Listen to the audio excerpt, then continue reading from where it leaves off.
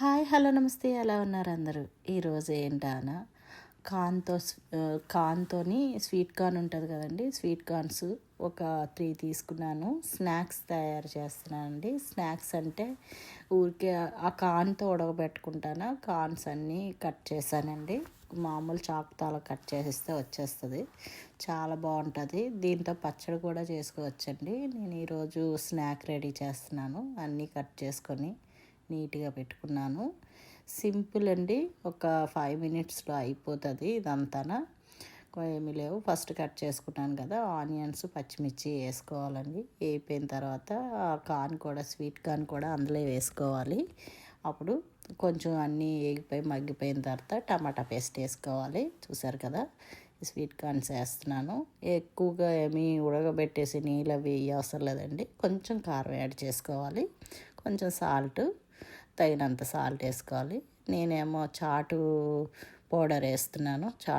Chat మసాలాలో కొంచెం pepper add చేశాను. ఎందుకంటే కొంచెం మీకు ఇష్టం ఉంటే వేసుకోండి, లేకపోతే లేదు. అది టమాటా పేస్ట్ అండి. టమాటా పేస్ట్ అంటే ఒక్క హాఫ్ వేసానండి టమాటాలోని, పెద్దది. అది కొంచెం నీళ్ళు వేయకుండానే టమాటా పేస్ట్తో ఉడికేటట్టుగానే పెట్టాను.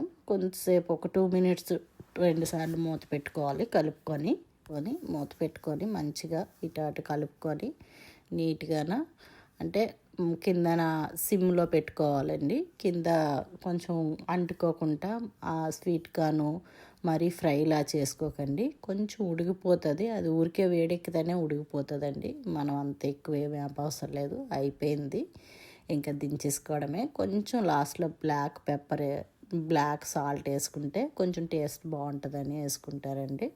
అది లేకపోయినా పర్వాలేదు. ఇంకా అయిపోయింది. నచ్చింది అనుకుంటా వీడియో. నచ్చితే లైక్ చేయండి, ఫాలో అవ్వండి. అంతేనండి. నేను కొంచెం కారం ఎక్కువ వేసాను. మీకు కావాలనుకుంటే కారం తక్కువ వేసుకోండి, పెప్పర్ కూడా తక్కువ వేసుకోండి. చాలా బాగుంది టేస్ట్ మాత్రం.